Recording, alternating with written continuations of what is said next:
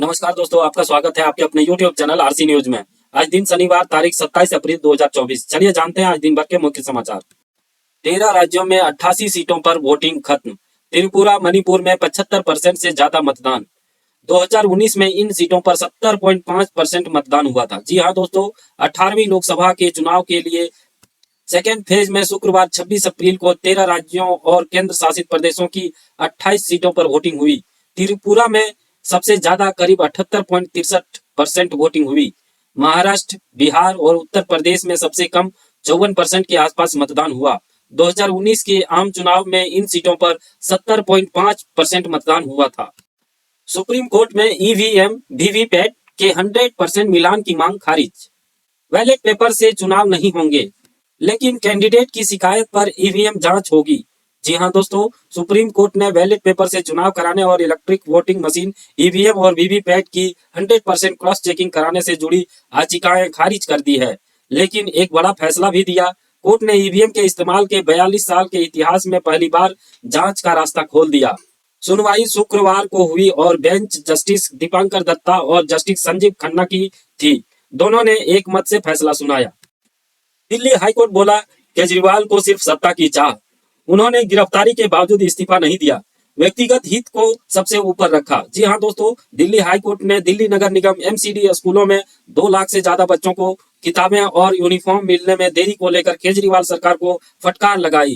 Court ने शुक्रवार 26 अप्रैल को कहा, अरविंद केजरीवाल ने शराब नीति केस में गिरफ्तारी के बावजूद इस्तीफा न देकर व्यक्तिगत हित को राष्ट्रीय हित से ऊपर रखा है।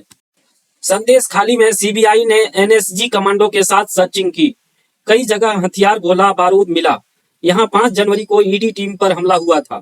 जी हां दोस्तों, केंद्रीय जांच ब्यूरो सीबीआई ने शुक्रवार 26 अप्रैल को संदेश खाली में कई जगहों पर सर्चिंग की। इस दौरान जांच एजेंसी विदेशी पिस्टल समेत कई हथियार, बम और गोला बारूद बरामद किया। सर्चिंग में सीबीआई की जांच टीमों के अलावा Bengal police, national security guard NSG समेत सेंट्रल फोर्सेस मौजूद थी। प्रधानमंत्री नरेंद्र मोदी ने फिर मंगलसूत्र विरासत टैक्स की बात की। कहा, आईएनडीआई गठबंधन आपकी प्रॉपर्टी पर कब्जा करेगा और अपने वोट बैंक में बांट देगा। जी हां दोस्तों, प्रधानमंत्री नरेंद्र मोदी ने शुक्रवार को पश्चिम बंगाल के मालदा जिले में एक बार फिर मंगलसूत्र और विरासत टैक्स पर बयान दिया।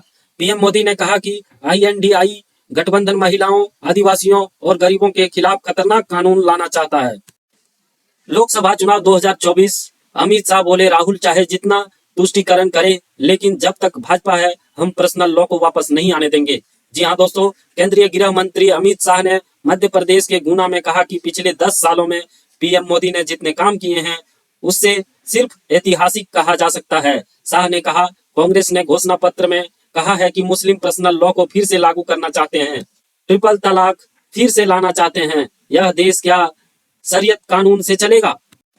राहुल गांधी बोले, आजकल मोदी घबराए हुए हैं, कुछ दिनों में स्टेज शो पर उनके आंसू निकल आएंगे। उन्होंने 10 साल में गरीबों का पैसा छीना। जी हाँ दोस्तों, कांग्रेस सांसद राहुल गांधी ने कर्नाटक के बीजापुर में चुनावी रैली के दौरान अपने संबोधन में कहा कि आजकल पीएम मोदी अपने भाषण के दौरान काफी घबराए हुए रहते हैं, शायद कुछ दिनों में स्टेज पर उनके आंसू निकल आएंगे। बिहार में पीएम मोदी बोले, कांग्रेस वॉलेट पेपर लूट कर राज किया। कांग्रेस की लूट जिंदगी के साथ भी, जिंदगी के बाद भी। जी हाँ दोस्तों, पीएम नरेंद्र मोदी अररिया के बाद मुंगेर में सभा को संबोधित किया। उन्होंने कहा, कांग्रेस के शहजादे ने कहा कि हर परिवार की कमाई का, प्रॉपर्टी का सर्वे करेंगे। विरासत टैक्स लगाकर आपसे लूटी गई संपत्ति को कांग्रेस अपने खास वोट बैंक में बांट देगी। आज पूरा देश, नौजवान, बुजुर्ग, माँ बाप चिंतित हैं। इसलिए एक स्वर से पूरे देश कह रहा है, कांग्रेस की लूट जिंदगी के साथ भी, जिंदगी के बाद भी। अगला खबर, जम्मू कश्मीर के सोपोर में 2 आतंकी ढेर, 2 जवान घायल। 2 दिन से चल रहा ऑपरेशन नौपोरा इलाके के घर में आतंकियों के छिपे होने की सूचना थी। जी हाँ दोस्तों, उत्तरी कश्मीर के सोपोर में सुरक्षा बलों ने शुक्रवार 26 अप्रैल को 2 आतंकी मार गिराए। यहाँ सुरक्षा बलों ने गुरुवार को ऑपरेशन शुरू किया था। आतंकियों से मुठभेड़ में 2 जवान घायल हुए हैं। इस दौरान एक नागरिक के कंधे में गोली लगी, उसे जिला अस्पताल भेजा गया। यहां से उसे श्रीनगर रेफर कर दिया गया। मुठभेड़ अभी भी जारी है। विपक्ष के द्वारा पीएम मोदी पर 6 साल चुनावी बैन लगाने की मांग। भगवान मंदिरों के नाम पर वोट मांगने का आरोप। दिल्ली हाईकोर्ट में सुनवाई 29 अप्रैल को। जी हाँ दोस्तों, प्रधानमंत्री नरेंद्र मोदी पर 6 साल के लिए चुनावी बैन लगाने की मांग को लेकर दिल्ली हाईकोर्ट में याचिका लगाई गई है। कोर्ट इस याचिका को सोमवार यानी 29 अप्रैल को सुनवाई करेगा। याचिकाकर्ता एडवोकेट आनंद एस चौंधले हैं, जिनका आरोप है कि पीएम नरेंद्र मोदी आचार संहिता का उल्लंघन किया है। बरेली में पीएम मोदी का रोड शो, खुली जीप में 34 मिनट में तय किए 1.2 किलोमीटर, लोगों ने बरसाए फूल। जी हाँ दोस्तों, प्रधानमंत्री नरेंद्र मोदी ने शुक्रवार शाम को बरेली में रोड शो किया। पीएम मोदी खुली जीप में सवार होकर 34 मिनट में 1.2 किलोमीटर चले। उनके साथ सीएम योगी और बरेली से बीजेपी प्रत्याशी छत्रपाल गंगवार भी मौजूद रहे। मारुति का चौथी तिमाही में मुनाफा 48% बढ़ा। कंपनी ने पूरे साल में 21.35 लाख गाड़ियां बेची। शेयर धारकों को 125 रुपये लाभांश देगी। जी हाँ दोस्तों, भारत की कार बनाने वाली सबसे बड़ी कंपनी मारुति सुजुकी का मुनाफा 48% बढ़ गया है। कंपनी ने शुक्रवार 26 अप्रैल को वित्त वर्ष 2023-24 की चौथी तिमाही के नतीजे जारी किए हैं। कंपनी ने बताया कि उसे इस महीने में 3877 करोड़ रुपए का मुनाफा हुआ है। एक साल पहले की समान तिमाही में कंपनी ने 2632 करोड़ का मुनाफा हुआ है। अगला खबर व्हाट्सएप से जुड़ी है दोस्तों। व्हाट्सएप ने कहा, दबाव बनाया तो भारत छोड़ देंगे, यूजर्स के मैसेज की जानकारी नहीं दे सकते। नए आईटी नियमों का विरोध कर रही है कंपनी। जी हाँ दोस्तों, व्हाट्सएप भारत में सर्विस देना बंद कर सकता है। इंटरनेट मैसेजिंग प्लेटफॉर्म ने दिल्ली हाई कोर्ट में कहा कि अगर उसे मैसेज एनक्रिप्शन तोड़ने के लिए मजबूर किया गया तो वह भारत से चला जाएगा। मेटा के दो बड़े प्लेटफॉर्म व्हाट्सएप और फेसबुक ने नए संविधान आईटी नियमों के खिलाफ सुप्रीम कोर्ट में याचिका दायर की थी, जिसे सुप्रीम कोर्ट ने पिछले महीने दिल्ली हाई कोर्ट में ट्रांसफर कर दिया था। HCL टेक को चौथी तिमाही में 3,986 करोड़ का शुद्ध मुनाफा। कंपनी की आय 7.1% बढ़कर 28,499 करोड़ रही। प्रति शेयर 18 रुपये का लाभांश देगी कंपनी। जी हाँ दोस्तों, HCL टेक लिमिटेड ने शुक्रवार 26 अप्रैल को क्वार्टर 4 यानी वित्त वर्ष 2024 की चौथी तिमाही के नतीजे जारी किए। जनवरी मार्च तिमाही में कंपनी नेट प्रॉफिट यानी शुद्ध मुनाफा सालाना आधार पर 0.07 बढ़कर 3,986 करोड़ रहा।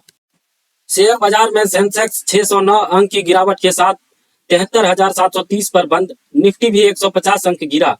टेक महिंद्रा का शेयर 7.55% चढ़ा। जी हाँ दोस्तों, हफ्ते के आखिरी कारोबारी दिन कल यानी 26 अप्रैल को शेयर बाजार में गिरावट देखने को मिली। सेंसेक्स 609 अंक की गिरावट के साथ 73,730 के स्तर पर बंद हुआ। वहीं निफ्टी में भी 150 अंक की गिरावट देखने को मिली। ये अभी 22,419 के स्तर पर बंद हुआ। सेंसेक्स ने 30 शेयरों में 23 शेयरों में गिरावट और 7 में तेजी देखने को मिली है। चीन के राष्ट्रपति जिनपिंग बोले, चीन और अमेरिका सहयोगी है, दुश्मन नहीं। अमेरिकी विदेश मंत्री से कहा, एक दूसरे को चोट पहुंचाने से के बजाय सक्सेस में मदद बने। जी हाँ दोस्तों, चीन के राष्ट्रपति शी जिनपिंग ने शुक्रवार 26 अप्रैल को अमेरिकी विदेश मंत्री एंटनी ब्लिंकन से कहा कि चीन और अमेरिका सहयोगी है, दुश्मन नहीं। हमें एक दूसरे को चोट पहुंचाने की जगह एक दूसरे को सफल बनाने के लिए प्रयास करना चाहिए। एंटनी ब्लिंकन 3 दिन चीन विजिट पर हैं। अमेरिकी पुलिस ने महिला प्रोफेसर को जमीन पर पटका। इजराइल विरोधी प्रदर्शन में शामिल थी। भारतीय मूल की छात्रा गिरफ्तार। कश्मीर के पोस्ट भी देखें।